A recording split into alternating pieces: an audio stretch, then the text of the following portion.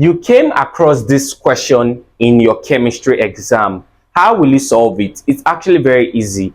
From the look of things, this particular question is on IUPAC nomenclature, okay, meaning how to name organic compounds. And with this question, I'll be explaining the overview on how this aspect of chemistry works. So please watch closely. So the first thing we have to do when we want to name an organic compound is to identify the longest continuous carbon chain. You look at the compound and try to look at the part of the compound that carbons were connected together, and you try to determine the one that was longest. So in the look of things, this that is horizontal should be the longest continuous carbon chain, though this can also be a long continuous carbon chain as well. But since we had it to be, now the reason why I said that is because if you look at it horizontally, you see that we have 4 carbons connected together. This carbon, this carbon, this carbon, this carbon, and there are 4. If you still look at it in this direction, you see that this is also another long continuous carbon chain, and it's still 4 carbons connected together. So my point here is this: what you have to note here, you have to make sure that you identify the longest continuous carbon chain. Look at the compound carefully to know the carbon-carbon connection that was longest. And in the look of things, both directions to which I will count can actually be the longest. So let's just take the horizontal fashion. So we've identified the longest continuous carbon chain to be in this fashion. So the next thing, we have to number the longest continuous carbon chain. Please, I said number. So you number in both directions. You number forward and also you number backward, meaning that I will start by saying number 1, number 2, number 3, and number 4. I will number backward as well. 1, 2, 3, and 4. So after you've done that, since we've actually numbered, we've seen that at the end of numbering, how many carbons did we get? We got 4 carbons, meaning that this compound should be called a bute. Remember, a 4 carbon compound should be called bute. 4 carbon organic compound, they call it bute. Do you understand? So if it's a single bonded compound, it should be called butane, because single bonded compounds, they are called alkanes. Double bonded compounds are called alkenes, and triple bonded compounds are called alkynes. So in the look of things, we've tried to identify the longest continuous carbon chain and numbered it and also named it. So we saw that we had bute. Now, moving further, it's actually very easy. So the next thing you have to know here is to identify the functional group in this compound. It's very easy.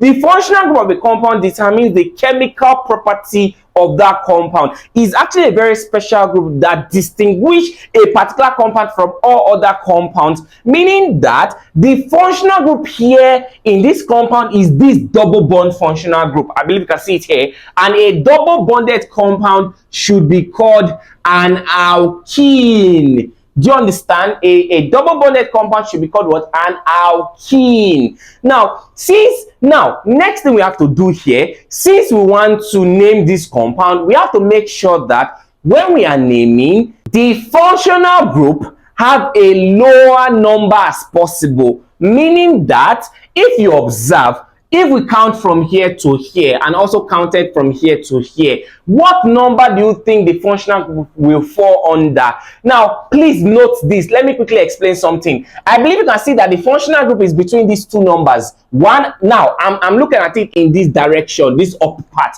So you can see that the functional group is between carbon 1 and also carbon 2. Now, the reason I'm doing all of these things is to make sure for you to, when you see other questions, you can actually solve them on your own. That's why I'm taking time to explain all of these things. So you can see that the functional group is between these 2 carbons, 1 and 2. Please note, the functional group should go to the carbon with the lower number, which is carbon 1.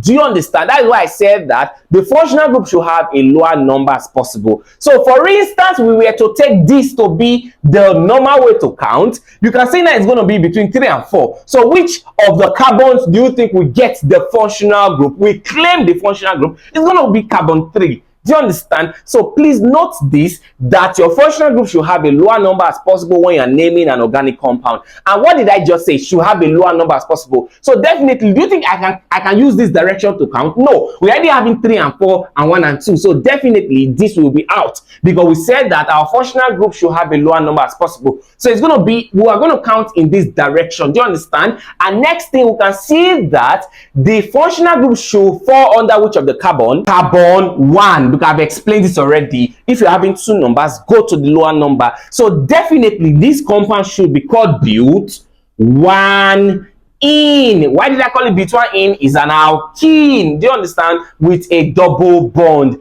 Alkene. So the next thing we do, we have to locate if we have any other substituent.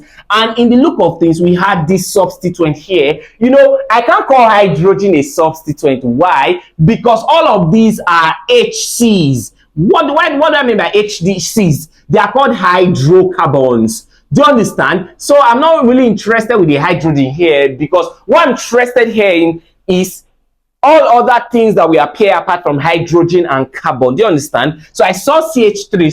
CH3 basically is a special group. I've done this in one of my video lessons, and CH3 basically is an alkyl group, specifically called the methyl group. Do you understand? And it fell under carbon 3. So definitely this should be called 3-methyl but1 in. So what becomes the answer to this question? Option D. It's actually very easy. Now note this, between numbers and letters you use dash. Do you understand? Between numbers and letters you use dash. You can see this is a letter, this is a number, dash just separating them. So that's how it works. So I believe now you understand how this concept works. So meanwhile, I'm going to give you one practice question to solve and provide the answer in the comment section, whereby here I will change it to the Cl group. Okay, Cl here is chlorine, but in an organic compound it should be called chloro. So provide the answer to this question. I believe this video lesson was helpful to you. Thanks for watching.